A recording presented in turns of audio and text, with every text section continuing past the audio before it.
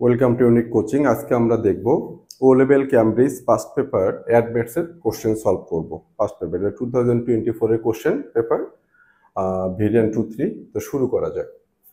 এটা একটা ডায়াগ্রাম দেয়া আছে একটা সার্কেলের, যেটা রেডিয়াস কত আর আর এখানে একটা সেক্টর দেয়া আছে, সেই সেক্টরের অ্যাঙ্গেলটা কত, এখানে আলফা, এটা বলা আছে।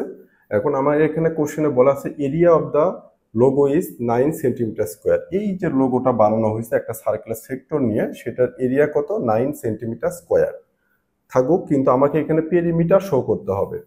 খুব ইম্পর্টেন্ট যে পেরিমিটার যে শো করব আমি, পেরিমিটারের রাইট সাইডে কিন্তু শুধু আর আছে, এখানে কি অ্যাঙ্গেলটা নাই, আলফাটা নাই।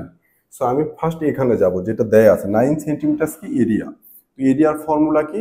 এরিয়ার ফর্মুলা হচ্ছে হাফ থিটা আর স্কোয়ার। এটা হচ্ছে এরিয়া। সেই এরিয়া ইকুয়াল কত বলা আছে, 9 সেন্টিমিটার স্কোয়ার। ওকে, এরিয়া সেক্টর এরিয়ার ফর্মুলা কি, হাফ থিটা আর স্কোয়ার ইকুয়াল কত, সেই সেক্টর এরিয়াটা বা লোগো যেটা, সেটা একটা সেক্টর এরিয়া, সেটার এরিয়াটা হচ্ছে 9।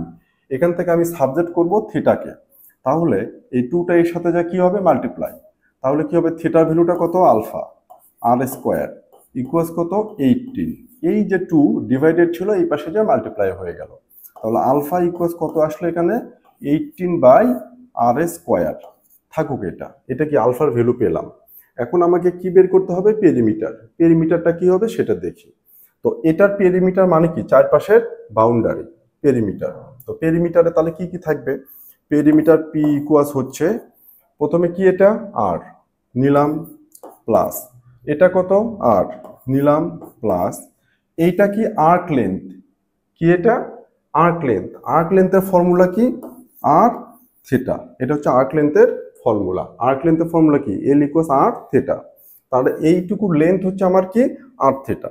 এখন আমি এখান থেকে আর আর আর অ্যাড করলে কি হবে, 2r প্লাস এখানে আর থাকবে ইনটু এই যে থিটা মানে কি, এই অ্যাঙ্গেলটা, সেটা মানে কি আলফা। আলফার ভ্যালু কত, 18/r স্কোয়ার।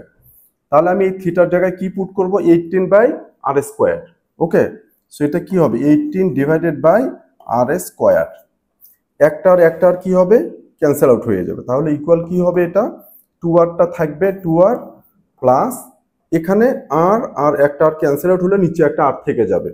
সো কি হবে, 18/r। এই যে এটা শো হয়ে গেল আমার পেরিমিটারের ফর্মুলাটা।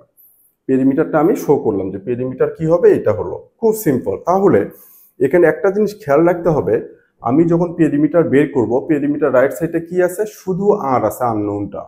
তাহলে এখান থেকে আমার যে এরিয়া দেওয়া আছে সেক্টর এরিয়া, সেখান থেকে আমি এখানে কিন্তু আমার অ্যাঙ্গেলটা নাই, থিটা বা আলফাটা কি নাই এখানে। তাহলে আমি এখান থেকে সেটাকে সাবজেক্ট করব, অ্যাঙ্গেলটাকে সাবজেক্ট করলে আমি এই যে এখানে এই থিটার ভ্যালুটা পুট করে দেবো, তখন আমার কি হবে, এই আলফা যে অ্যাঙ্গেলটা সেটা ওমিট হয়ে যাবে, সবগুলো আরে কনভার্ট হবে। এই জন্য কিন্তু আমি এখান থেকে আর কে সাবজেক্ট না করে আলফাকে সাবজেক্ট করেছি। সো এটা শো হয়ে গেল। এখন আমি পরের কোশ্চেনটাতে আসবো। পরের কোশ্চেনটা কি বলা আছে, given that r can vary. আর কি হবে এখানে, ভেরি করবে, চেঞ্জ হবে রেডিয়াসটা। Find the stationary value of p. এই পির কি চাচ্ছে, stationary value. Stationary value, turning point, stationary point, maximum point or minimum point, এগুলো থাকলে কি হবে, যেটা পেরিমিটারে যদি মিনিমাম পয়েন্ট বা ম্যাক্সিমাম পয়েন্ট বা স্টেশনারি পয়েন্ট বা টার্নিং পয়েন্ট বলে, আমি এটাকে ডিফারেন্সিয়েট করব উইথ রেসপেক্ট টু আর করে, সেটা ইকুয়াল 0 করে ফেলবো। খুব সিম্পল কথা। তাহলে আমার এখানে স্টেশনারি পয়েন্টের জন্য কি হবে, কোশ্চেন বিতে যাব। বিতে যাওয়ার পরে আমি পির ভ্যালুটা আগে লিখবো। পি ইকুয়ালস কি আছে, 2r প্লাস এই যে এখানে 18/r, আরটাকে কোথায় নিতে হবে, উপরে নিয়ে যেতে হবে। তাহলে আমি কি লিখবো, এটা 2r plus 18r two the পাওয়ার -1। এটা ডিনোমিনেটর ছিল, আমি এখন নিউমিনেটর নিলাম। তারপর কি করব, ডিফারেন্সিয়েট, ডিপি ডিভাইডেড বাই কি হবে, dr। আমি পি কে ডিফারেন্সিয়েট করব with respect to r, so ddr করব পি কে। ইকুয়াল কি হবে, এটাকে যদি ডিফারেন্সিয়েট করে কি হবে, 2।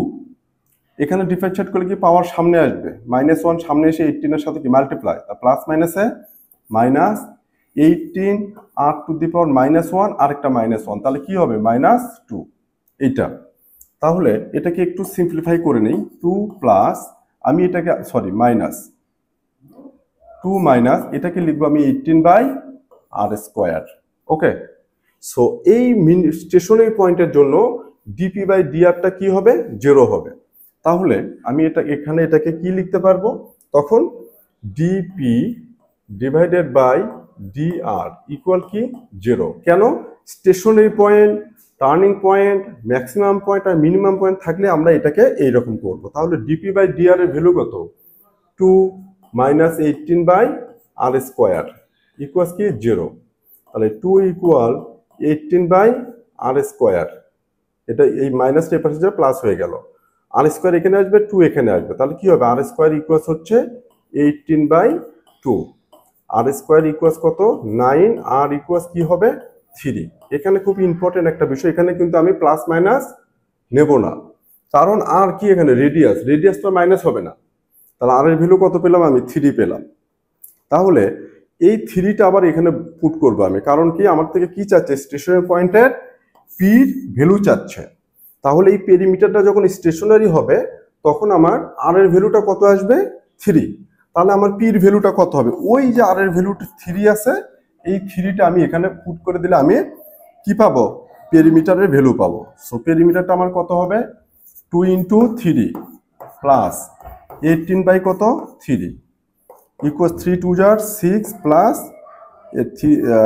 3 6 jar 18। হ্যাঁ, তাহলে কত আসতেছে আমার পেরিমিটারটা? 12।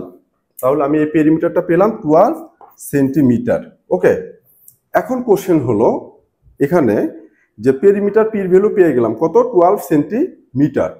এখন আমার এই পেরিমিটারটা যেহেতু স্টেশনারি পয়েন্ট হলে কি হবে? এটা আইদার মিনিমাম অর ম্যাক্সিমাম, সেটা আমাকে এখন কি করতে বলছেন? ডিটারমাইন করতে বলতেছে। এটা যেটা ম্যাক্সিমাম হবে না মিনিমাম হবে। স্টেশনারি পয়েন্ট মানে কি? Either it can be maximum or minimum. সেটার জন্য কি করতে হবে? যখনই আমাকে নেচারটা বের করতে বলবে তখন আমাকে কিন্তু ওই যে ডিপি বাই ডিআর আছে সেটাকে আবার ডিফারেন্সিয়েট করতে হবে। কি করব আমি? এটাকে আবার ডিফারেন্সিয়েট করব। তাহলে আমি এটাকে ইরেজ করে দেই ফার্স্ট, এটাকে ইরেজ করে দিয়ে আমি ওটাকে আবার ডিফারেন্সিয়েট করব। তাহলে কি হবে? আমার এখানে দেয়া আছে dp divided by dr equal কত আছে? 2 মাইনাস 18 বাই, উপরেরটাই লিখে নেই এখানে, আর তো আবার উপরে নিয়ে যা মাইনাস এটা করে ফেলবো। আমি এই লাইনটা না লিখে এটা লিখবো, 2 minus 18 r to the power minus 2। আমার এটাকে আবার ডিফারেন্সিয়েট করবো উইথ রেসপেক্ট টু আর। তাহলে কি হবে?